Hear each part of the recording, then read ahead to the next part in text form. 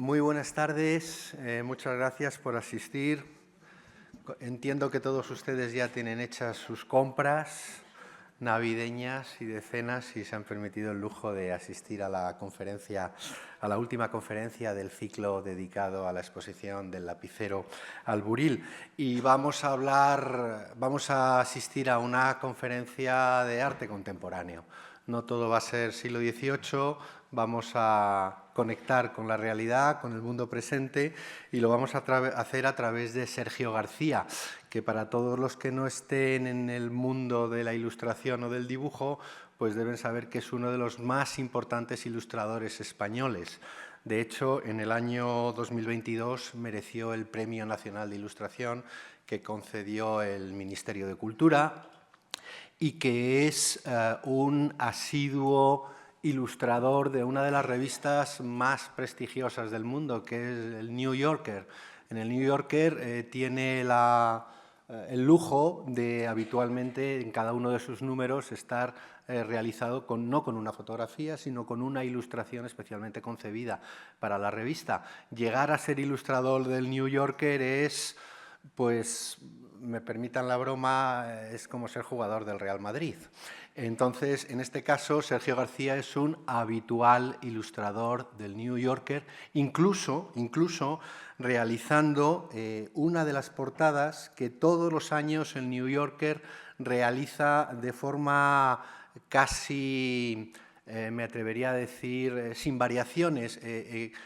Cuando hizo su primer número, lo ilustró con un retrato de un personaje que llamaban Eustace Tilley, y todos los meses de febrero, desde entonces, ese número aparece con una ilustración semejante, pero realizada por un ilustrador moderno. Bueno, pues que Sergio García lo hiciera en el año 2021 nos dice que si en el 22 recibe el Premio Nacional de Ilustración, en el 21 hace la ilustración de Eustace Tilley y este año recibe el Premio Nacional de...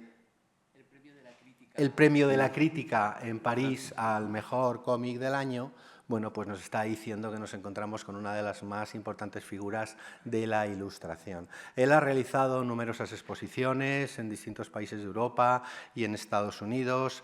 Es autor de cómic, pero también, como digo, es ilustrador y tiene un proyecto que yo creo que nos va a hablar de él también, que es importantísimo, que es ilustrar una parada del nuevo metro de París y además concretamente la estación de Saint-Denis, donde está el Estadio Olímpico de París. Bueno, pues tiene el privilegio de haber realizado con Lola del Moral, que se encarga de poner los colores a las ilustraciones y con la que colabora habitualmente en sus libros, bueno, pues haber recibido ese encargo en el que participa pues un elenco de los mejores ilustradores del mundo, vamos a decir, y que van a ilustrar y, bueno, y hacer más agradable el viaje en el metro parisino. Pero lo que él nos va a hablar hoy un poco es de su obra, de cómo trabaja, de cómo concibe la ilustración y, en el caso específicamente del Prado, cómo su obra actual tiene mucho que ver con el arte antiguo, cómo la pintura antigua es un punto de partida para una reflexión contemporánea desde el punto de vista del arte en el que actualiza de alguna manera muchas de esas obras. Les va a quedar todo muy claro porque nos ha traído un PowerPoint de centenares de ilustraciones, así que bueno, van a escuchar y sobre todo van a mirar también. Y espero que el ciclo les haya resultado agradable, que hayan aprendido y que dentro de poco tiempo pues podamos volver a vernos, no si en unas fechas tan complejas como estas de diciembre, en otras un poquito más relajadas. Pero en cualquier caso, muchísimas gracias a todos por asistir y les dejo con Sergio García.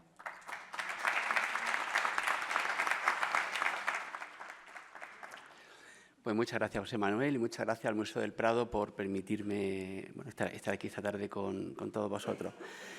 Bueno, aparte de la estupenda presentación que ha hecho José Manuel, también soy profesor de la Universidad de Granada, del Departamento de Dibujo, donde imparto una asignatura que es Ilustración y Cómic, y también doy clases en el máster que es un máster específico sobre dibujo, en el que trabajamos sobre cómic experimental. Y justamente como base de cómic experimental he desarrollado a lo largo de todos estos años en la universidad una serie de investigaciones que luego voy aplicando en la obra que se va publicando, ¿no? Y digamos que hay una especie de camino de ida y vuelta entre la investigación universitaria y el trabajo que se hace fuera de la universidad, y hace que todo tenga sentido, ¿no? De modo que la conferencia la vamos a dividir en 3 partes. Una parte en la que vamos a ver una pequeña introducción a los conceptos básicos con los que trabajo yo en ilustración y cómic experimental. Una segunda parte en la que veremos cómo esa mirada al pasado ha influido en mi obra, sobre todo desde una conferencia que recibimos en la facultad de un ilustrador maravilloso, Max, y que ahora les comentaré. Y luego, en la tercera parte, pues, como en un momento dado yo necesito hacer obras de gran formato porque la página de cómic, digamos, se me queda un poco limitada, y el resultado, ¿no? Y en medio va a ir todo, pues, digamos, ilustrado con parte de algunos de los procesos que yo uso para dibujar. Bueno. El primer concepto con el que trabajo desde hace mucho tiempo es el del dibujo trayecto, que básicamente se basa en que si un cómic lo leemos tal cual, aquí, no sé si esto tiene puntero, sí tiene puntero. ¿Se ve el puntero en la pantalla? Sí, perfecto. Si lo leemos de izquierda a derecha y de arriba a abajo, siguiendo este tipo de código como preestablecido y que en realidad todo el mundo conoce, nadie se pregunta por qué leemos así, a poco que rasquemos un poquito nos damos cuenta que ese tipo de lectura, esa lectura de línea de izquierda a derecha con retorno, en realidad es una herencia del texto escrito, ¿no? Aquí tenemos una página de Aldo Manuccio, que fue uno de los primeros impresores que trabajaron con el concepto de editor, y efectivamente vemos que, claro, para leer este texto muy chiquitito, pues vamos haciendo retorno de izquierda a derecha, de arriba a abajo, con retorno. Pero no siempre fue así. Si vemos, por ejemplo, una tablilla de piedra, esta está en el Louvre concretamente, que usa el lenguaje del Bustrófedon, en el que tenemos 2 tipos de alfabeto, uno en un sentido, ¿ven? Aquí se puede ver más o menos bien, aquí. Y luego al llegar al final de la línea hay un retorno y se lee en sentido especular y así, que es lo realmente lógico. Es la lógica del dibujo. De hecho, Bustrófedon, creo recordar que significa como el buey ara, ¿no? Efectivamente. Entonces, ese tipo de trayectoria a mí siempre me ha interesado porque es como la lógica del dibujo, ¿no? El dibujo, de hecho, en los pueblos primitivos, aquellos que no han desarrollado todavía códigos de escritura complejos como el nuestro, suelen narrar así, ¿no? En este código mixteca podemos ver efectivamente cómo la narración se produce siguiendo el sentido del Bustrófedon. Y esto se puede aplicar fácilmente al lenguaje del cómic. Esto que tienen aquí abajo es una página de un libro que sirvió de base para mi titularidad en la universidad y que luego se publicó en Francia con el nombre de L'Aventure d'une BD, en el que todo el libro estaba diseñado con la estructura del dibujo trayecto del Bustrófedon. Uno sigue el camino, ¿vale?, así hasta el final. El segundo concepto con el que yo trabajé, y de hecho fue el desarrollo de mi tesis doctoral, es el de la narración multilineal. ¿Qué es la narración multilineal? Pues la podemos ilustrar con esta pieza que fue justamente el final de la tesis y que luego publicó la asociación en el Cómic 2000, que fue un recopilatorio de cómic experimental que se hizo a final del siglo XX, y en el que tenemos básicamente 4 líneas narrativas de forma simultánea. Contamos el tradicional cuento de la Caperucita Roja, en la parte de arriba tenemos el bosque, en la parte, bueno, en la línea número 2 a Caperucita, el lobo y la abuelita. Y si intentamos leerlo, pues vemos que cuando Caperucita avanza, en dibujo trayecto todo el tiempo, de golpe se ve con el lobo. ¿Pero el lobo de dónde viene? Pues viene de su franja, viene por aquí y vuelve y se encuentra con Caperucita. De modo que cuando el lobo abandona a Caperucita, vuelve a ir a su banda y luego vuelve a ir a la banda del lobo. Otra cosa que nos llama la atención es que cuando hace viento y llueve en la banda del bosque, que es como la banda de referencia temporal, hace viento y llueve en el resto de las bandas. Y así sucesivamente hasta el final de la historia. ¿Esto a qué nos recuerda? Pues nos recuerda a una partitura musical. Aquí tenemos un manuscrito de Mozart en el que crea una pieza para 5 instrumentos y cada uno de ellos tiene su línea independiente, pero luego hay un tempo de ejecución de esa narración. De hecho, la tesis doctoral en su momento se llamó Sinfonía Gráfica, variaciones en la unidad estructural y narrativas del cómic. De modo que si ponemos todo el conjunto de la obra, el conjunto de las 6 páginas, la forma en que el lector las lee pues tiene este recorrido típico del dibujo trayecto, pero funciona como una narración multilineal, en el que uno puede seguir de forma simultánea cada una de las 4 historias. Esto es algo que se da solamente en el lenguaje del cómic.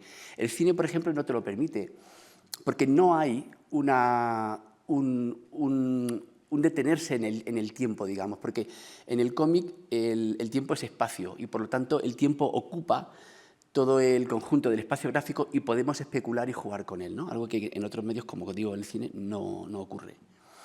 El siguiente concepto es el del espacio adaptado. A mí, a la hora de dibujar cómics, siempre me ha interesado cómo representar ese espacio. Y, básicamente, en las tipologías de cómic encontramos dos formas tipológicas claras. Una de ellas es una forma más o menos teatral, que es una herencia de los primeros cómics de Rodolphe Toffer, por ejemplo, y que tiene que ver con la línea de la escena, con la línea base, y en el cual los personajes actúan ante el lector como si de un teatro se tratara. Normalmente se usa planos generales, salvo pequeñas excepciones como tenemos aquí.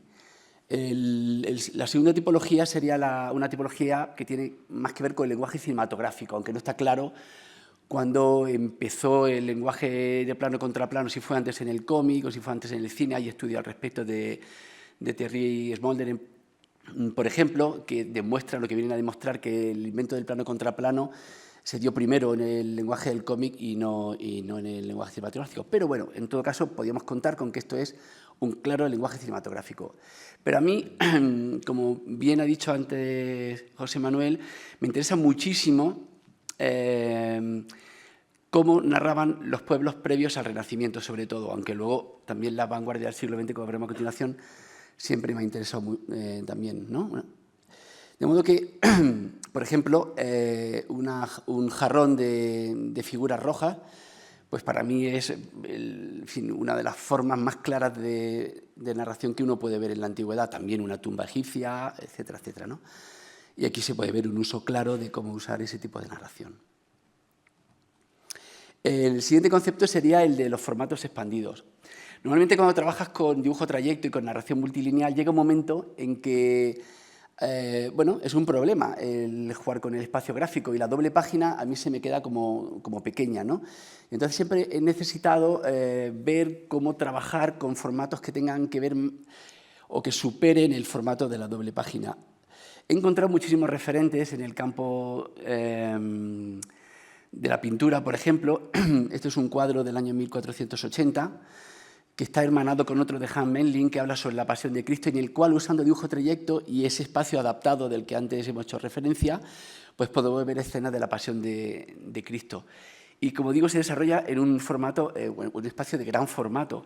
Y la idea era ver cómo transponer eso usando el lenguaje del cómic. De modo que en el año 2010 propusimos a la editorial del CUR no cortar los pliegos de impresión, que suelen ser de aproximadamente 100 por 70, y dejar cada uno de los pliegos de impresión, como digo, sin cortar, y poderlo usar en su totalidad para poder realizar una narración. En este caso, como pueden ver, es una narración multilineal, también con espacio adaptado, y en este caso con formato expandido. Y también podemos ver cómo la narración, usando este tipo de formato expandido, se puede desarrollar en todos los sentidos del espacio, ¿no? Podemos ir de izquierda a derecha, podemos ir de derecha a izquierda, de arriba a abajo, de abajo a arriba, y todas las interconexiones son válidas. El último concepto con el que vengo trabajando en mi línea investigadora es los contenedores de historias. Es un clásico ya en el campo de la creación y de la ilustración, pero yo lo descubrí por primera vez justamente con un formato expositivo. Fue una de las primeras piezas que hice pensando por y para una exposición y no con carácter editorial. Y bueno, nosotros formamos parte de un colectivo de antiguos compañeros que de vez en cuando nos unimos para hacer, pues eso, obras de carácter expositivo. En este caso, la exposición se desarrollaba en la Casa Pinillos, que es una especie de derivación del Museo de Cádiz, y que fue sede de una naviera muy famosa, que era la naviera Pinillos, y que, a su vez, tuvo un barco que era el Valvanera, que se hundió en el Triángulo de las Bermudas, en nuestro Titanic. Y entonces yo quise hacer una pieza que era, como ven, de gran formato, creo que tenía 2 metros de ancho aproximadamente, en el que hay un montón de historias que se suceden de forma, más o menos simultánea, sobre un espacio contenedor. La idea, de hecho, era crear una nueva relación entre imagen y texto, de modo que la ilustración abandona el formato del libro y uno puede tener una serie de microrelatos, que queda pendiente que Lola los escriba, Lola Morán, en el que cada uno de los microrelatos puede ser seguido. Ay, que cuando le doy se pasa la página. Bueno, pues no le daré. Puede ser seguido por parte del lector, ¿no? Y eso me dio pie a estudiar el campo de los contenedores de historias. Probablemente el más conocido de los contenedores de historia, sobre todo aquí en España, es la estructura que Vázquez diseñó para Ibáñez en la 13 Rue del Percebe. Aquí tenéis el esqueleto que Ibáñez usó para hacer pues, todas sus historietas del año 1961 hasta el 1970, que es cuando hizo la última. Pero bueno, él no fue el precursor. Encontramos ideas de este tipo en la obra de Sol Steinberg, por ejemplo, y hay un montón de grabados del siglo XIX que ya usaban contenedores narrativos de historia. Otra de las referencias que a mí me resulta muy interesante es el uso que Jacques Tati hizo del contenedor de historia en la película Playtime, en la que podemos ver pues, varias ventanas de forma simultánea, en las que se desarrollaban también historias de forma simultánea. Bueno, y eso pues se puede aplicar al campo de la ilustración. Esto que tenemos aquí es una pieza que Lola y yo hicimos, Lola en el color y en el dibujo, para la revista M21, que es una revista de aquí, de la Comunidad de Madrid, y que rendía un homenaje a la obra de Jos Perec, la vida e instrucciones de uso, en la que tenemos un inmueble en la que se desarrollan diferentes narraciones con saltos temporales, que es algo parecido a lo que también suele hacer Richard Maguire en su obra, sobre todo en Here, en el que también tiene un plano fijo, que es un plano multifocal, en el que se desarrollan diferentes ventanas temporales. Este tipo de estructura la usé para hacer un homenaje, retrato del gabinete de dibujo y estampas de este museo. Aquí tenemos al director, a José Manuel Matilla. Y bueno, pues nada, y vaya de las obras que forman parte de la colección. Y también se usó, pues, por ejemplo, para la portada de la revista de la Fundación Juan March, en el que dibujamos también el propio edificio de la Fundación y más o menos pues, todas las aplicaciones y usos que se dan en la Fundación. Y esto que tenemos aquí es una portada rechazada por el New Yorker, porque el New Yorker también rechaza portada, no solo la admite, sino que a veces la rechaza. Y bueno, la broma, la pieza se llama Romeo y Julieta, y lo que hacía era básicamente contar un poco la tensión que había entre el Partido Demócrata y el Partido Republicano. En Estados Unidos el Partido Republicano está representado por el color rojo y el Demócrata por el color azul, justo al contrario que aquí en España. Y bueno, era una especie de broma visual en el cual al final los niños de familias que están como tan separadas pues acaban jugando juntos, ¿no? Y bueno, y con esto terminaríamos un poco el apartado de conceptos, ¿no? Son los conceptos básicos que yo uso para hacer ilustración. La segunda parte de la conferencia la hemos titulado Una cierta mirada al pasado, el original y la copia, y tiene que ver con el uso que yo hago de los referentes gráficos clásicos del arte preexistente para crear mi propia obra. Esto yo lo aprendí en una conferencia que nos dio Max, que es un ilustrador y dibujante de cómic muy famoso español, que a su vez yo lo invité a dar una conferencia en la Facultad de Bellas Artes y él lo primero que hizo es preguntarle a la gente del público si ellos copiaban, ¿no? Y todos se quedaban así un poco escandalizados y él decía que lo hacía sin ningún tapujo. Y es obvio que todos tenemos esa necesidad de mirar al pasado, de referenciarlo. Acabo de tener una estupenda visita que nos ha brindado José Manuel Matilla, de la exposición del lápiz al buril, y en él hemos podido ver un intento de la obra que Goya hizo de las Meninas, pero bueno, aquí tenemos una que sí se llegó a publicar, de don Gaspar de Guzmán, el conde duque de Olivares, que él hizo con carácter didáctico, o también son muy conocidas las diferentes versiones que hizo Pablo Picasso de las Meninas, ¿no? Y que se encuentran en el Museo Picasso de Barcelona. A partir de ahí, pues es verdad que yo intento siempre, a veces de forma consciente y otra de forma inconsciente, encontrar un referente en la obra preexistente, porque creo que es un buen homenaje el que podemos hacer a los artistas que nos han precedido, ¿no? Y ver cómo podemos usar. De modo que en un momento dado empecé a trabajar en una sección en el New York Times que se llama Graphic Review, que es una sección en realidad de crítica literaria, y a mí me invitaron, pobrecitos ellos, no sabían a quién invitaban, pues para hacer una especie de pequeños relatos en cómic satíricos sobre clásicos de la literatura. y yo en realidad pues eso no me interesaba. Entonces intenté llevármelo a mi terreno y darle una vuelta de tuerca y asombrosamente ellos aceptaron. Bueno, pues inspirado en La Mesa de los Pecados Capitales del Bosco, pues hice esta versión de Alicia en el País de las Maravillas, que bueno, lo que hace es usar la misma estructura de una mesa. De hecho, la tenemos impresa en la mesa de la cocina, comemos con Alicia debajo y la vamos girando de vez en cuando para ir cambiando de capítulo, si no es muy aburrido. Pero bueno, está el resumen, o está la obra completa de Alicia y el País de las Maravillas, que como saben son 12 capítulos. Y Charles Dodgson, que era el verdadero nombre de Lewis Carroll y que era matemático, estaba muy obsesionado con las leyes de la matemática y seguro que tuvo esto en cuenta, porque tanto Alicia a través del espejo como Alicia en el País de las Maravillas, cada uno tienen exactamente 12 capítulos, el día y la noche. Y bueno, aquí lo que hacemos es, como estamos en el País de las Maravillas, en el que todo se pone patas abajo, pues la historia no empieza a las 1, sino que empieza a las 6 y se lee en sentido contrario a las agujas del reloj, de modo que cada uno de los capítulos está representado por una hora. Y como el título original de Alicia en el País de las Maravillas era Alice in the Underground, Alicia en el subterráneo, literalmente está en el subterráneo, de modo que el centro de la composición es el cielo que podemos ver a través de, bueno, pues eso,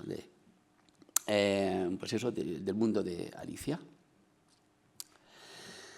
Pinocho, que fue otra de las obras que ilustré, se basa en el concepto de contenedor de historias.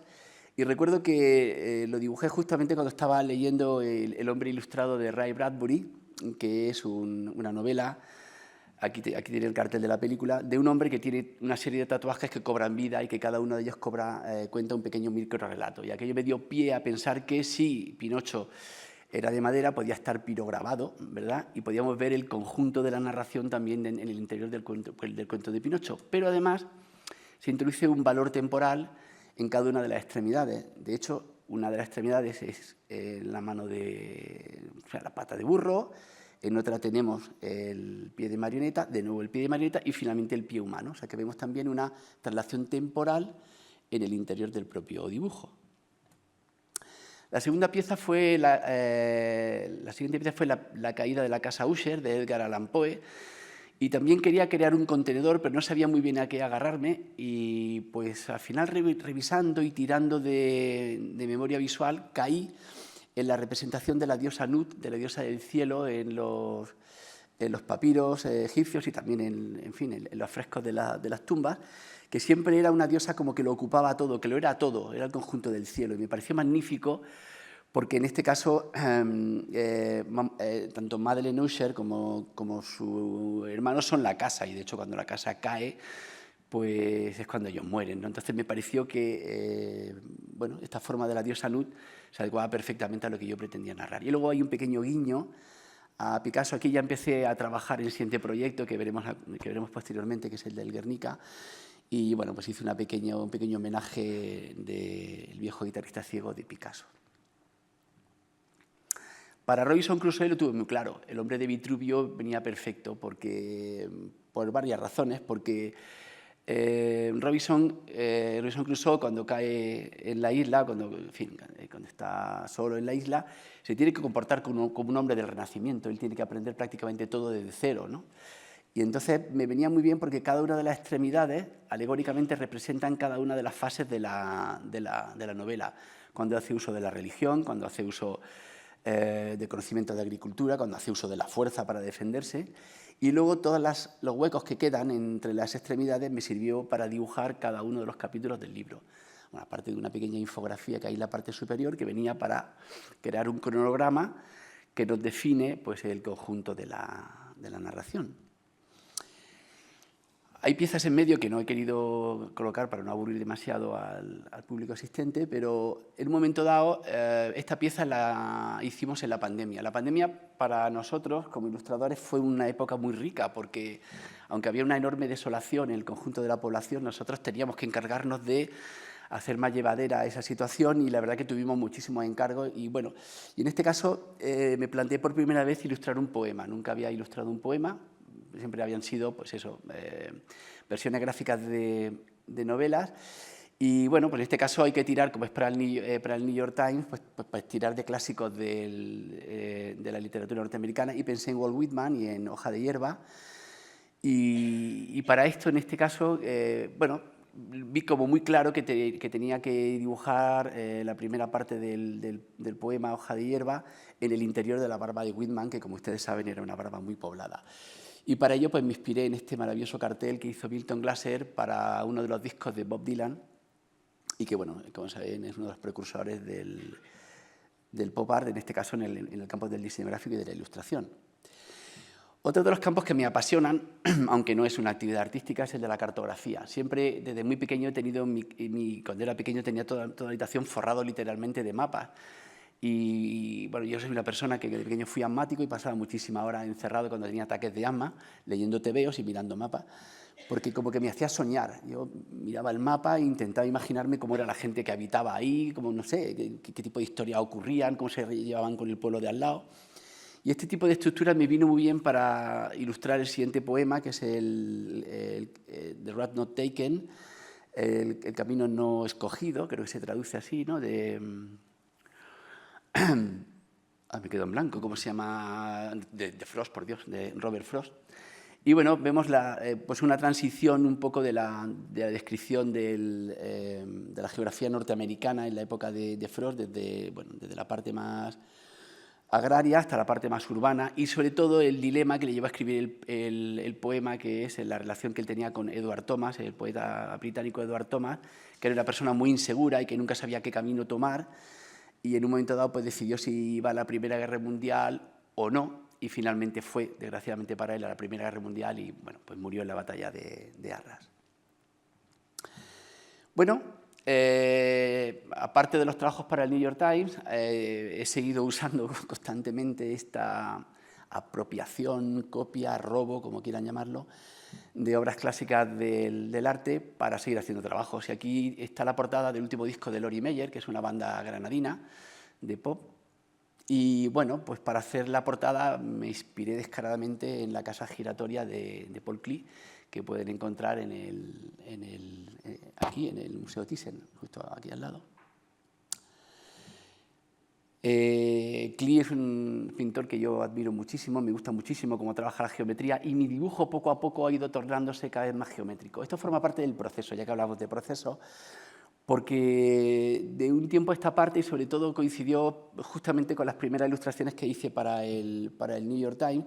Empecé a trabajar con una tableta gráfica, con un iPad, con un programa que se llama Procreate, y en Procreate hay una herramienta que al principio no usaba y es la herramienta de pseudogeometría, podríamos decir. No es un dibujo exactamente, o sea, no es una aplicación como Illustrator que trabaja con geometría, es un dibujo de mapa de bit, es un programa para dibujar con mapa de bit, pero sí que es verdad que en un momento dado tú trazas una curva y la puedes convertir en una curva perfecta. Y yo, que desde siempre he odiado la geometría, siempre se me ha dado fatal trabajar con tangencias, de golpe empecé a tomarle el gusto a buscar este tipo de interconexiones entre líneas, entre círculos, entre parábolas, y he acabado amándolo. Y de hecho, desde un tiempo a esta parte, prácticamente todo el dibujo que hago se basa en el dibujo basado en geometría. Y Paul Klee, por lo tanto, ha sido un gran referente. Esto es una portada que hicimos para la revista M21, que tenía que reflejar el otoño. Bueno, aparece siempre referenciado, pero el color, este maravilloso color es de Lola, claro. Y bueno, y pretendíamos dibujar justo esa hora bruja en el que cambian la hora y que hay gente que está trabajando y otros están tomándose ya una bebida.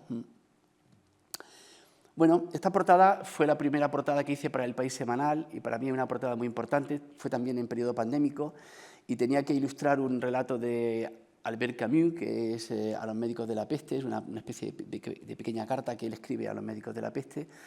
Y yo hice esta ilustración, estaba una situación muy tensa y quería hacer un homenaje a los médicos y a las enfermeras y enfermeros que trabajaban, ¿no?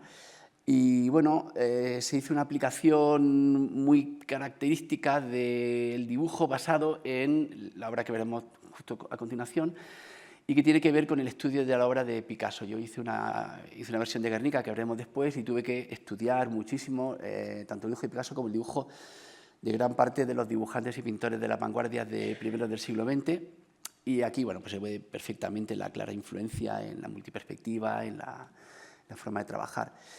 Y no abandonamos del todo la narración multilineal, porque mientras que ella está asistiendo al enfermo, podemos ver como en los azulejos de la pared, vemos la vida de ella fuera de la habitación del hospital, ¿no? Pues el placer de tomarse una taza de café, estar con su niño, ver amanecer, en fin, ver ponerse el sol, etcétera, etcétera.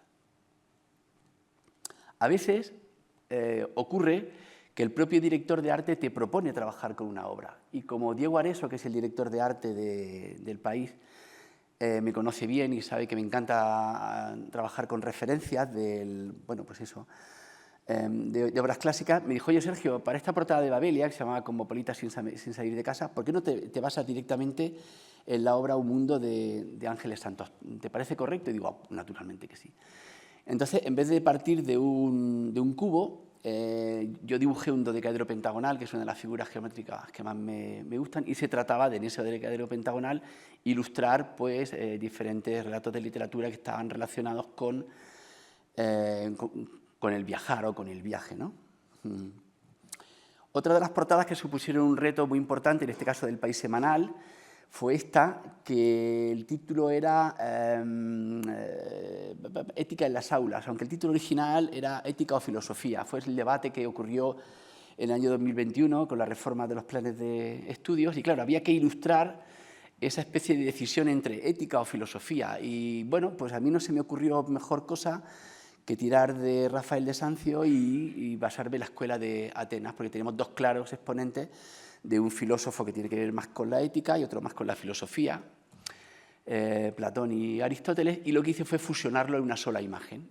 Conceptualmente, el primer boceto que yo mandé al director de arte fue este, y luego a partir de ahí ya hice una revisión de la obra de Rafael, en fin, humildemente, claro, y convertí a la mayor parte de los filósofos que acompañan a Aristóteles y a Platón en estudiantes que, bueno, estudian las diferentes disciplinas que pueden aprender en el instituto. Aquí el color también es de Lola. Bueno, otra de las piezas en las que, en este caso, porque la escuela de Atenas fue una búsqueda personal, pero otras de las inspiraciones que vinieron por parte de la dirección de arte de Diego Areso fue esta portada, que era también para Babelia, y Dios creó la literatura, y me dijo: oye, ¿por qué no haces algo con el dedo de Dios? ¿Se te ocurre alguna cosa? Y entonces, bueno, lo que hice a nivel de dibujo fue cambiar el eje de dirección, en este caso Dios está inspirando al escritor directamente, y me gustaba mucho esta línea de composición tan clara, y creo que era bastante potente, y que generaba todo el conjunto de la narración. Bueno, luego, aparte de una serie de ejes, ¿cómo se llama? Abscisas, bueno, X e Y, básicamente, ¿no? Aquí tenemos relatos de la Biblia y su transposición en relatos de la literatura tradicional. ¿Cómo vamos? Llevamos media horita ya, venga. Probablemente una de las obras que más me ha costado dibujar para el País ha sido este retrato que hice de Vladimir Putin. Se hizo al mes de empezar la invasión de Ucrania por parte de Rusia y era muy comprometido. Se basaba en un relato que escribió Erika Falkland, que es una escritora noruega, y de hecho originalmente el relato, el artículo se titulaba La guerra de Putin, era el artículo. Entonces, a la hora de abordar el relato, me di cuenta que él como que no gesticula demasiado, es un personaje muy frío, probablemente por su pasado en el KGB, y enseguida me recordó a una máscara. O sea, era como esa forma tan hierática que tenían los reyes y los faraones antiguos de representarse a sí mismos para implicar poder, ¿no? Y se me ocurrió que podía dibujarle a él como una máscara, efectivamente, y así lo hice. Entonces, era una máscara que a su vez es de un contenedor, ¿no? En el interior de la máscara podemos ver diferentes escenas de la guerra de Ucrania. Y cuando mandé el trabajo a la redacción del periódico, pues decidieron cambiarle el título al artículo y pasó de llamarse La guerra de Putin a Putin se quita la máscara. Y a mí me parece fantástico porque este camino de ida y vuelta entre el texto y la ilustración me parece delicioso, ¿no? Que la ilustración empiece a cobrar ese sentido que tiene y que veremos que tiene sobre todo en revistas como New Yorker, ¿no? Bueno, una de las últimas piezas que he dibujado para el País es este obituario de la reina Isabel II y claro, a la hora de dibujar a la reina, como cualquier rey, a los reyes se le identifica por el perfil. Los reyes siempre están de perfil, porque lo vemos así en los sellos y lo vemos así en las monedas. Entonces se me ocurrió que podía ser bonito dibujar un sello doble en el que viéramos a la reina justo cuando llega al comienzo de su reinado y también la viéramos al final de su reinado, ¿no? Bueno, esto fue la fuente de inspiración, un sello. Y el resultado final fue este de aquí. Y a su vez, como ella desarrolló casi todo su reinado en el año 50, 60, naturalmente hasta la actualidad, en aquella época recuerdo que a mí me gustaban especialmente los planos que se hacían en ingeniería sobre todo, que eran los planos de línea blanca sobre fondo azul. Creo que era por un tipo de reproducción, David seguro que me puede ayudar, era una reproducción cianotipia o algo así. Efectivamente. Y quería reproducir justamente ese tipo de estética muy basada también en una composición clásica egipcia de diferentes franjas o narrativas en el que se ven escenas de la vida de la reina. Bueno, otra de las imágenes que probablemente más nos han impactado a todos es la de la ejecución en Saigón, que es una fotografía muy famosa de Eddie Adams del año 68, en el que un general surcoreano pues, dispara a un prisionero norcoreano directamente, bueno, con la fortuna o poca fortuna para él de que había un fotógrafo de Associated Press que, bueno, que fue capaz de inmortalizar ese momento y que yo creo que marcó gran parte de la estética de la guerra de Vietnam junto a aquella de las niñas que estaban quemadas después de un bombardeo, ¿no? Pues esta imagen claramente inspiró esta página del último cómic que acabamos de publicar, el que ha recibido el Gran Premio de la Crítica, se llama El cielo en la tierra, y narra pues, las aventuras y desventuras de un cadogo, de un niño soldado de las minas del Congo, y que inspira, bueno, pues eso está muy claramente inspirado en la obra de Eddie Adams. Y bueno, aquí tenemos las portadas para New Yorker, hasta la fecha he dibujado 7, y la primera de ellas efectivamente fue la del especial aniversario del New Yorker, que se hace todos los meses de febrero, desde los años 80 y algo, y que está inspirado en la primera portada original de Rea Irving del año 1925, ¿no? Que era una especie de dandy trasnochado. Aquí, como parte del proceso, tenemos el primer boceto que hice hace como 5 o 6 años, no tenía muy claro. Yo quería que la silueta de Eustace Tiris fuera un trasunto de la isla de Manhattan, básicamente. Entonces empecé a dibujar edificios, pero quedaba una cosa poco comunicativa. Y en el New Yorker es muy importante contar una historia.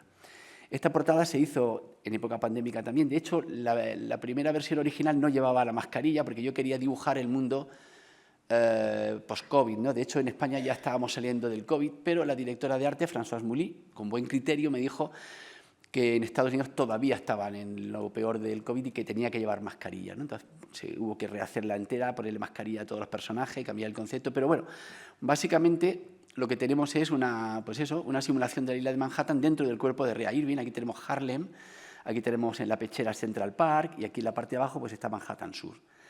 Y aquí, pequeñito, hay también un pequeño homenaje al beso de Gustav Klimt, no sé si se puede apreciar en la imagen.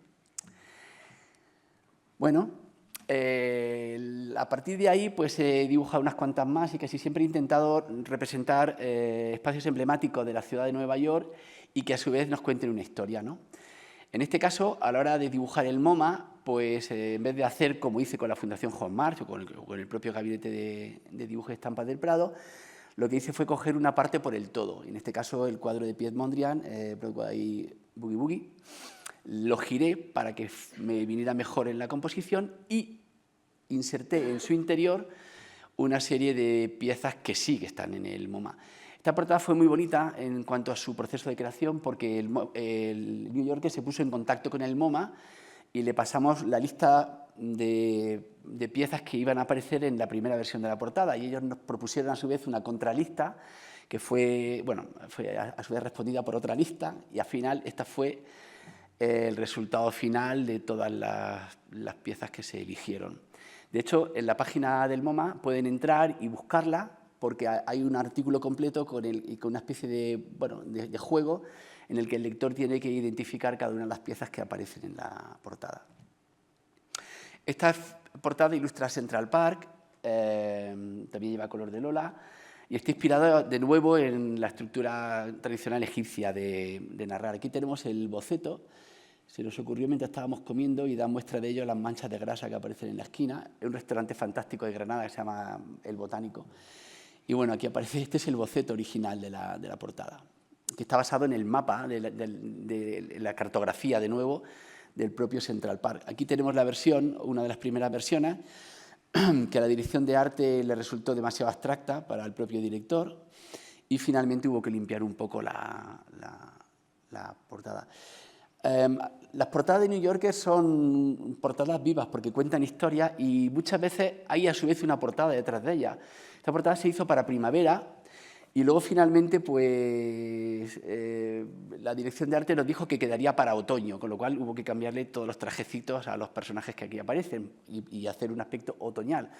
Pero dio la casualidad que en el mes de julio la directora de arte y su marido, Art Spiegelman, pues iban en bicicleta por Manhattan completamente achicharrados y entonces se metieron en Central Park para poder respirar un poco y cuando estaban tumbados se acordaron del boceto de la portada e inmediatamente me llamó por teléfono y dijo: Sergio, sale la semana que viene y la queremos para verano y con esta nueva historia, con lo cual Lola tuvo que cambiar todos los colores y colocar los edificios que están de forma perimetral de color gris para dar esa sensación de frescor en el interior. Bueno, siempre hay como una intrahistoria. Para esta portada de Halloween, que fue para el especial de Halloween, y esta vez inspirado en el Grand Central Terminal, que es otro de los lugares emblemáticos de Nueva York, pues está claramente inspirado en esta magnífica fotografía que no he conseguido encontrar el autor. Sé que es de Associated Press, pero no he encontrado el autor. Y que, bueno, me parecía muy mágica, ¿no? El chorro de luz que entra justo en el atardecer en Grand Central Terminal y que, bueno, sirvió para ambientar la portada. La primera versión eran todo monstruos y, bueno, aprendí por la vía rápida, vía dirección de arte, que en Nueva York la gente no solamente se disfraza de monstruos, sino también de payaso, de enfermera asesina, de astronauta, y, bueno, y hubo que cambiar un poquito y adaptar el contenido de la portada. Bueno, las tres últimas portadas he intentado describir la sensación de movimiento. Últimamente se ha puesto muy de moda en New York hacer portadas dinámicas, es decir, una portada que tiene una versión estática para la versión en papel y luego una versión animada para la versión web. Y yo quería rizar el rizo intentando reproducir el movimiento. La obsesión es la de reproducir el movimiento. Y claro, pues hay una clara inspiración en la obra de Marcel Duchamp y de otros futuristas que intentaban reproducir el movimiento en una sola imagen, ¿no? Y en esta concretamente es el Madison Square Garden y el final de un partido entre los Chicago Bulls y los Knicks de Nueva York. Yo había propuesto una canasta sobre la bocina y con un empate 122-122, pero a los miembros de la redacción, que son muy de los New York Knicks, les pareció que era excesivo incluso para los Knicks y decidieron cambiar quedaba un segundo 35. Y, bueno, hay una diferencia ahí un poco menos clara. Bueno, esta la hice este verano, bueno, la anterior y estas son con color de Lola también. Y, bueno, es sobre la Biblioteca Pública de Nueva York, que es otro de los sitios emblemáticos, que tiene un león, es parecido al león que tenemos aquí en el Congreso de los Diputados. Y en este caso la gracia estaba en que el león está mirando a la lectora. Pero a mí lo que más me interesa es, de nuevo, la reproducción del movimiento. Y en este caso es el movimiento de una paloma que está aquí en esta cornisa y que vuela hasta el árbol, se introduce en él y luego se vuelve hasta aquí para, a su vez, poder mirar también el libro. Y para hacer esto me basé en la cronofotografía, que son estudios que hizo Muybridge, que imagino que conocen, pero también el francés Étienne-Jules Marley, que creó sobre todo usando una especie de cañón fotográfico, esta especie de superposiciones de vuelos de pájaros que son muy, muy, muy interesantes. Y, bueno, he ampliado también la zona del árbol porque pasa muy desapercibido en la portada, pero, bueno, me gusta muchísimo jugar con las texturas y buscar texturas que reproduzcan a través de la línea. Yo soy un dibujante no muy de manchas, sino más bien de línea, soy un dibujante muy de línea. Por eso me ha gustado tanto la exposición del lápiz al buril, porque el dibujo de buril siempre me ha parecido maravilloso y aquí, bueno, pues se puede apreciar un poco cómo reproducir las texturas de ramas y de hojas mediante el uso de la línea. Y la última que hemos dibujado se acaba de publicar hace 2 semanas escasas, es una portada sobre la Juilliard School de Nueva York. Yo la hice tirando de sentimiento, porque cuando era jovencito veíamos una serie que se llamaba Fama, no sé si al público presente le suena. pero era sobre pues las enseñanzas que hay dentro de una academia de arte, en este caso hay arte dramático, musical y también danza. Y de nuevo tenemos la reproducción del movimiento. Aquí tenemos la obra de Muybridge, no sé si lo pronuncio bien, pero de lo que se trataba era no tanto que la misma bailarina apareciera repetidas veces ejecutando el movimiento, que no recuerdo cómo se llama, este movimiento de danza, sino que todas en su conjunto hicieran el pequeño barrito, ¿no?, de lo que se trata. Y bueno, y luego naturalmente la pequeña Odie aquí, la niña imitando a la gente que hay ahí. Bueno, aquí acaba el segundo bloque y empieza el tercer bloque, que es el de las piezas de gran formato. Bueno, como se ha podido ver a lo largo de la conferencia, hay una necesidad por parte de este dibujante que les habla de trabajar en un dibujo que vaya más allá de los límites de la doble página.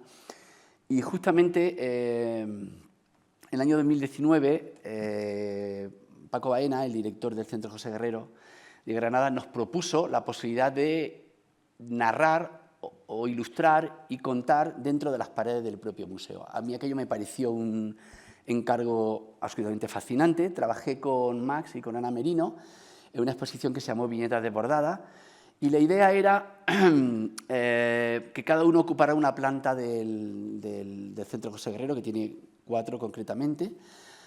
Y bueno, a la hora de trabajar, yo estoy en la universidad, pertenezco a un grupo de investigación que se llama Composición y Narración en Dibujo Contemporáneo, y trabajo con una compañera, la doctora Asunción Jodar Miñarro, que es experta en dibujo de patrimonio y le gusta muchísimo el dibujo egipcio, y a mí también, claro, especialmente la tumba de Tutmosis III, que me gusta porque, en la foto no se aprecia, pero es un dibujo muy sintético. Creo que en el Museo Arqueológico Nacional hubo hace tiempo una magnífica reproducción de la tumba de Tutmosis III, que me recuerda muchísimo a los dibujos de un dibujante contemporáneo al que yo admiro mucho, que es Kriegler. Y me pareció que la división en 12 horas era perfecta para aquello que yo busco siempre, ¿no?, que es esa relación espacio-temporal. De modo que ocupé la segunda planta del Centro José Guerrero y decidí contar la historia de 6 personas de la ciudad de Nueva York a lo largo de un día completo, como las 12 horas del Andoat.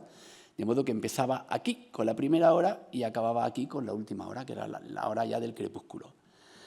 Bueno, este fue el aspecto de la sala. Ya digo, son obras que se hicieron específicamente para la sala. Se trata de arte efímero. En el proceso de producción se hizo digitalmente en el iPad y luego se imprimió en Fabriano Artístico Plus, con una impresora de chorro de tinta. Bueno, y luego ya pues se desenrolló y ahora mismo pues está guardado, ¿no? Pero no es una obra que tenga un carácter permanente, sino efímero. Y bueno, pues lo que hacíamos era básicamente trabajar con estructuras de... ¿Cuánto medía esto? 3 metros por 1,5 metros, quiero recordar, cada una de ellas, efectivamente. Y se contaba la vida simultánea, en forma de narración multilineal y con estructura típica del dibujo egipcio, de 6 personajes de la ciudad de Nueva York. Teníamos 2 bloques de A6, uno de ellos eran bloques en el que coincidían los 6 personajes. Y luego encontrábamos esta furgoneta es importante porque la vamos a ver después, es el de un repartidor que tiene que ver con lo celestial. Encontramos 6 paneles individuales para cada uno de los 6 personajes. Este, por ejemplo, es el de una dibujante que hace una tira cómica sobre un pato que es acosado por un cisne y que, bueno, narra un acto de... Bueno, ella sufrió un acto de violencia sexual y que está inspirado en el Leda y el cisne, en tanto la versión de Leonardo como la de Miguel Ángel, que es la que vemos aquí. Y aquí pues tenemos mi propia versión, ¿no?, que es las pesadillas que ella tiene constantemente con Leda y el cisne. Bueno, estos son los hijos que tiene con Zeus y con su marido. Esta, por ejemplo, está inspirado en el trabajo de Richard Maguire, de nuevo, y tenemos una visión de la ciudad de Nueva York a través de la fotografía. Este personaje tiene Alzheimer y recibe una colección de fotografías y él va recorriendo la ciudad de Nueva York superponiendo la fotografía con el lugar exacto donde se hizo esa fotografía en un tiempo concreto. De modo que tenemos fotografías de gelatina de finales del 19, principios del 20, tenemos fotos Polaroid, tenemos diferentes formatos fotográficos que hacen a su vez referencia a la época en la que se realizó esa fotografía. Son como ventana en el tiempo. Esta otra me lo pasé bien porque quería ilustrar los primeros compases de Rhapsody in Blue, que es una de las piezas clásicas de la música de Nueva York, ¿no? Y era una bonita forma de intentar integrar partitura con música. Está ligeramente inspirado en otra obra de Milton Glaser que se llama Paisaje musical, que es una partitura ilustrada que dibujó Milton Glaser para Sony. La podía haber incluido para que la vieran en la imagen. Y finalmente, bueno, he hecho una selección porque eran 12 penales, he puesto algunos solamente. La última era una especie de visión de la famosa frase de que Nueva York es la ciudad que nunca duerme, ¿no? Y bueno, quería realizar una especie como de representación o una extracción de la propia ciudad de Nueva York y su reflejo en el río Hudson. Bueno, a partir de ahí, pues vi que era posible hacer obra de gran formato y como soy una persona bastante osada, pues intenté buscar un patrocinador para el siguiente proyecto, que fue hacer una versión del Guernica, a escala 1:1. Aquí estamos hablando de la obra a escala 1:1. Asombrosamente, el destino a veces te juega buenas pasadas y resulta que pues, el Museo Nacional Picasso y el Museo Nacional de la Bande Dessinée del cómic de Angoulême estaban preparando un proyecto que se hizo en el año 2020-2021 que se llamó Picasso y el cómic, Picasso y la Bande Dessinée, en el cual se exponían obras de Picasso relacionadas con su amor, que lo tenía por el cómic y por la ilustración, y también obras de algunos autores contemporáneos, 5 en concreto, a los que se nos permitió realizar una producción. Y yo en ese momento tenía este proyecto, lo presenté en Angoulême a una persona que me sirvió de intermediario y asombrosamente funcionó. Bueno, a la hora de abordar el Guernica, claro, yo quería realizar una narración y el Guernica ya lo es. Nos está contando una historia compleja, vemos varios personajes que interactúan con el bombardeo, pero yo quería saber estructuralmente cómo podía articular esa narración, cómo poder contarla. Y entonces, dándole muchas vueltas, porque claro, era difícil dibujar una pieza de 7,77 por 3,49, que es lo que mide el Guernica, yo tenía que trabajar con subdivisiones de ese tamaño, porque era imposible poder generar en el iPad una obra de ese tamaño, ¿no? Entonces di con esta radiografía que había hecho el Museo Reina Sofía en una de las restauraciones que hicieron sobre el Guernica, y que no es el bastidor original, es el bastidor que se puso por parte del MoMA en el año 64, porque el original estaba deformando mucho la obra. Y me dio la clave sobre cómo podía trabajar. Vi que había una subdivisión, casi en formato de viñeta, que es la que yo usé para trabajar, ¿no? O sea, hice una subdivisión de 33 piezas de 0,07 por 1,16 y que me iban a generar como una especie de enorme viñetario sobre el que narrar. Pero tenía que ir un poquito más allá a la hora de contar y buscar en la historia del arte algún tipo de referente que tuviera esa capacidad narrativa y que a su vez bueno, tuviera una proyección expositiva, ¿no? Y lo encontré en una pieza de aquí del Museo del Prado, que es el retablo del arzobispo don Sancho de Rojas, en el que hay una clara estructura narrativa. En la parte central tenemos a una crucifixión y tenemos a la Virgen María con una natividad. Y en la parte izquierda tenemos la infancia y la madurez de Cristo hasta la pasión, y finalmente en la parte derecha se narra la resurrección. Y me parecía fantástico, porque tenía como un concepto muy claro de cómo podía ser esa estructura narrativa. De modo que decidí contar la vida de un dictador, en este caso, contar la guerra, porque así es como se titula la obra, a través de la vida de un dictador, que aparece en la parte central como un pantocrátor, justamente en una postura claramente pues eso, de un pantocrátor románico. Y íbamos a contar en la parte de la izquierda cómo él llega al poder y en la parte de la derecha cómo pues, acaba muy mal como dictador. Este es el boceto, se hizo con el iPad a escala 1:1 y se imprimió en papel y se colocó en el Museo Picasso para ver que todo coincidía, y a partir de ahí empezó el proceso de creación. Esta es la obra final, tal cual quedó. Está realizada con tinta china, dibujada con plumillas sobre papel, Fabriano Artístico Plus, un papel magnífico, y se hizo con 4 diluciones de tinta china para obtener los diferentes tonos de gris. Cada una de las piezas de papel están adheridas con dimetilcelulosa sobre un tablero de contrachapado, y a su vez están unidas están pegadas sobre un bastidor que fabricó también Lola. Y el proceso de creación pues, fue el siguiente. Básicamente se hicieron a escala 1:1 algunos de los dibujos mediante trozos de papel y tal, que luego se fotografiaron y se incluyeron en el iPad y se dibujaron directamente con el iPad. A continuación, lo que se hizo fue geometrizar todos esos dibujos y una vez que se geometrizaron, se vectorizaron. Y lo que hice para poder hacer un calco de todos ellos, como íbamos muy mal de tiempo, fue comprarme esta máquina que hay aquí. Es una máquina de cortadora de vinilo, es la que se usa para hacer los rótulos de las exposiciones. Normalmente tiene una cuchilla que corta el vinilo. Y se me ocurrió comprar una máquina de segunda mano y sustituir el vinilo por un lápiz. Hice imágenes, pero se ve muy mal el lápiz, porque es un lápiz muy flojito. Entonces, las imágenes que van a ver ustedes son imágenes de otra pieza, también de gran formato, en la que el dibujo lo hace directamente la máquina a través del dibujo previo que yo he hecho en el ordenador, y en este caso es un rotulador, y funciona así, básicamente. O sea, ella va trazando los dibujos que se han previamente geometrizado y vectorizado, ¿no? Entonces, bueno, pues está muy bien porque sirve para poder hacer una aproximación, un boceto, en este caso no rotulador, sino a lápiz.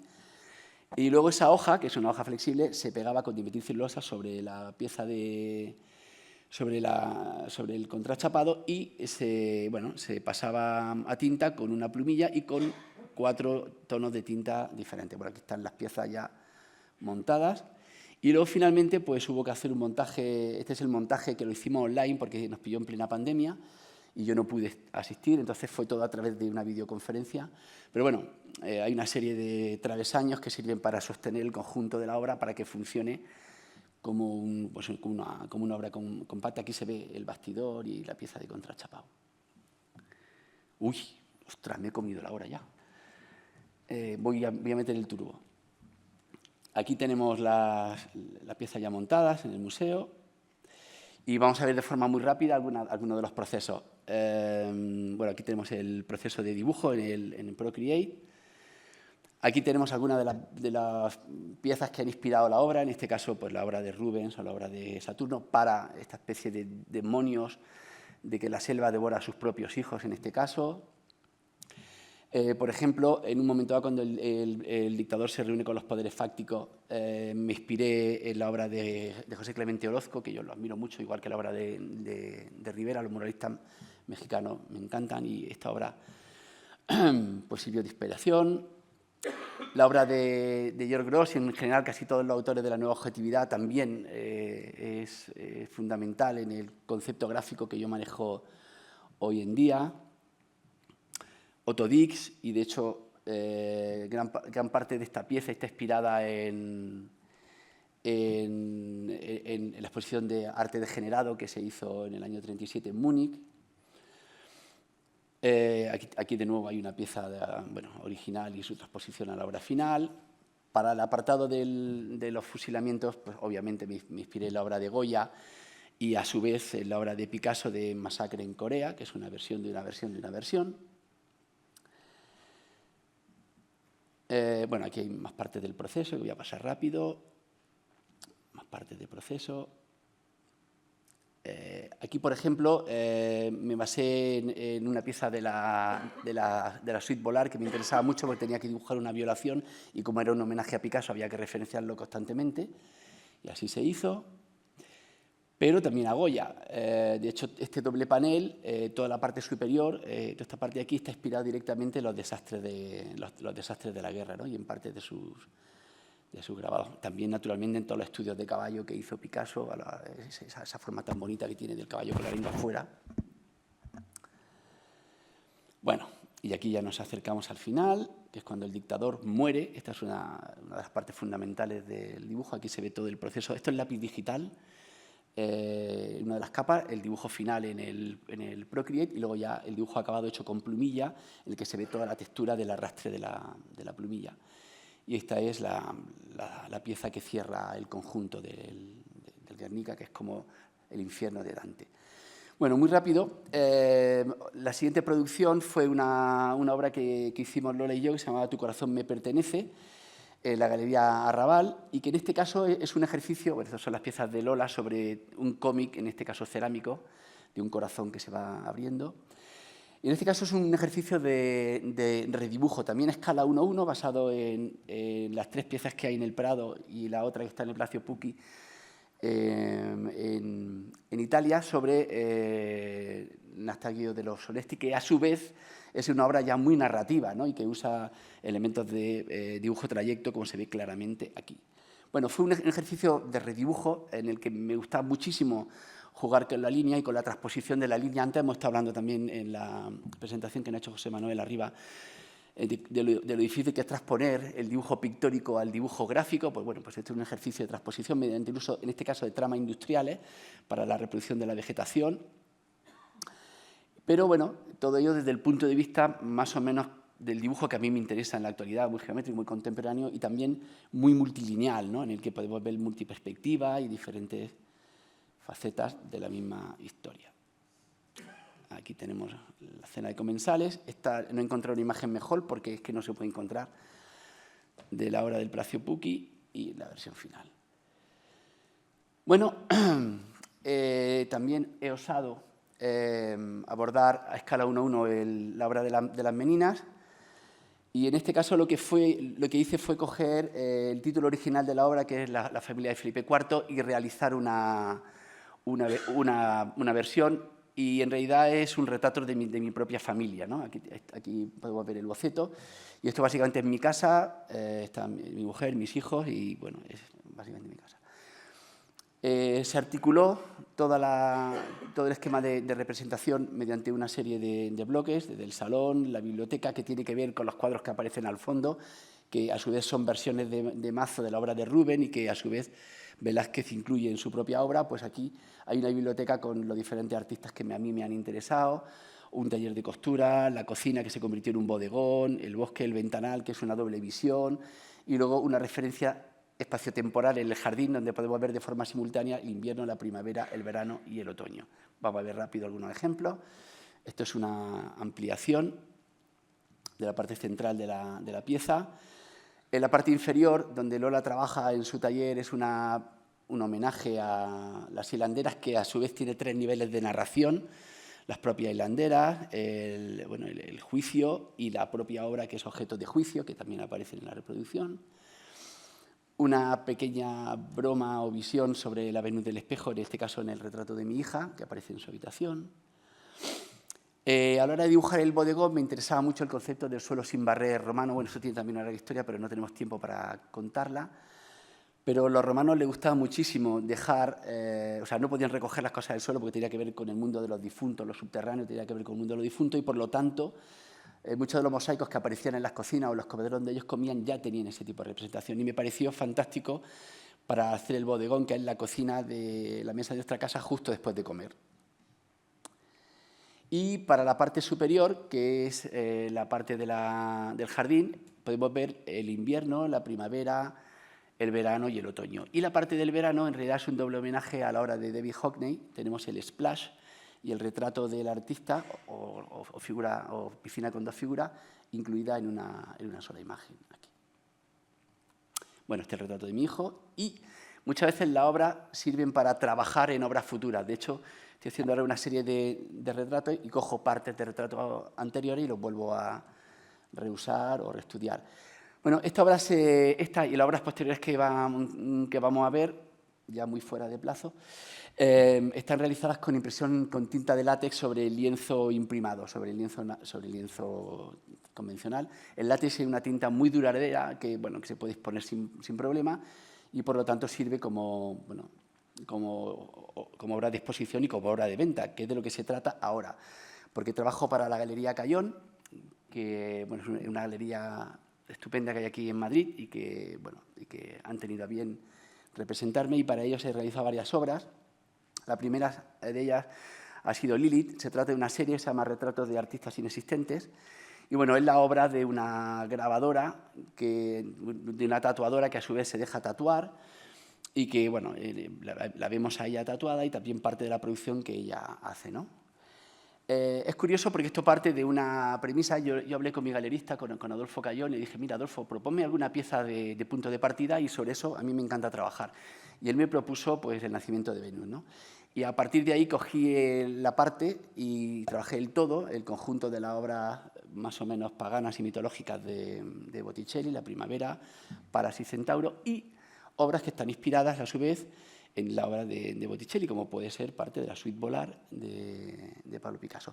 De cada una de ellas cogí una parte que me interesaba, de modo que, por ejemplo, con las 2 obras de la suite Volar, esta ya la habíamos dibujado en el Guernica, y la obra de Paras y el Centauro, creamos una micronarración dentro de las paredes de la propia colección del artista. Por ejemplo, todo el tatuaje de la pierna corresponde al fondo, a la base de flores que hay en La Primavera. Y luego, esto es otro de los temas que adoro trabajar, que es el del hortus conclusus, el jardín, ¿no? El jardín interior, la representación del paraíso terrenal. Y por eso, en gran parte de las piezas que van a ver a continuación, de hecho en las 3, aparece una representación más o menos de la serpiente. Bueno, aquí hay una pequeña intervención que se hace dentro de la obra y su exposición, en este caso, en arco. La siguiente obra es Hesíodo. Y bueno, el punto de partida era, me gustaba mucho la obra de Claudio de Lorena y quería hacer un paisaje, quería trabajar sobre el paisaje. Entonces, contraponer 2 formas de paisaje, el land art, en este caso de Smithson, y la obra de Claudio Lorena, y ver cuál sería mi propia visión de la representación del paisaje y de la intervención del paisaje, de la intervención de la naturaleza.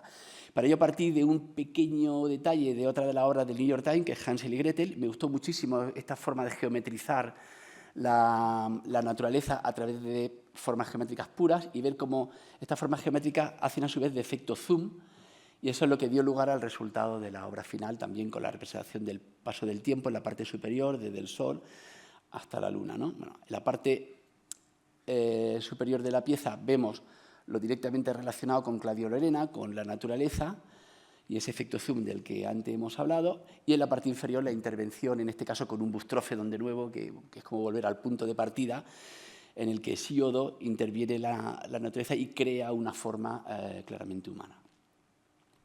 Esto se expuso en estampa y vamos casi a terminar ya con otra obra que es una versión de la Anunciación de Fra Angelico, que yo he titulado María, que es una obra que yo también adoro por su composición y también por la predela que hay en la parte inferior que narra la vida de María. Bueno, esto tiene también una serie de bocetos de encaje que ven aquí. Este es el boceto más o menos final y esta es la obra final. Hay un par de cosas que me gustaría destacar. Por ejemplo, el alumbramiento de la Virgen, en este caso, se produce por un helicóptero del ejército de ocupación.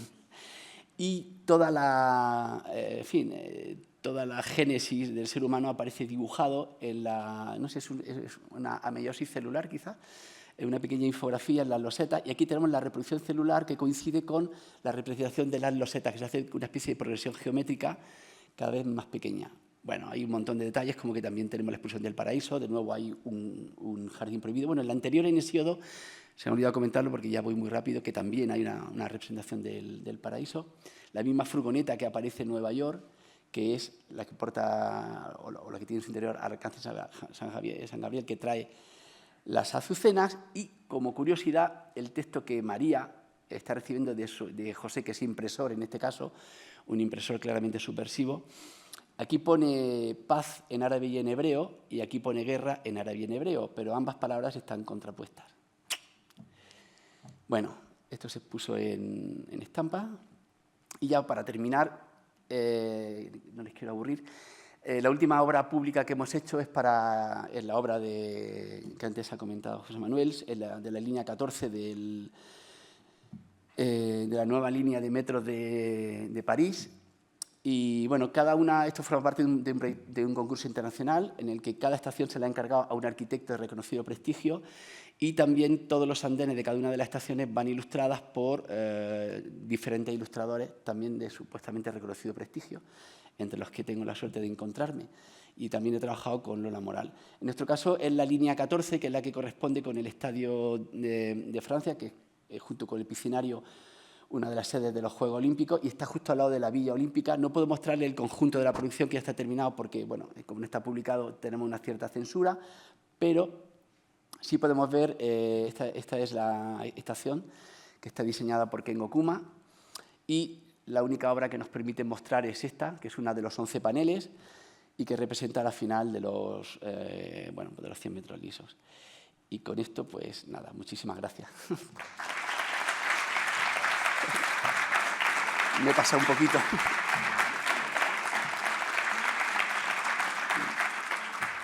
Bueno, ya está.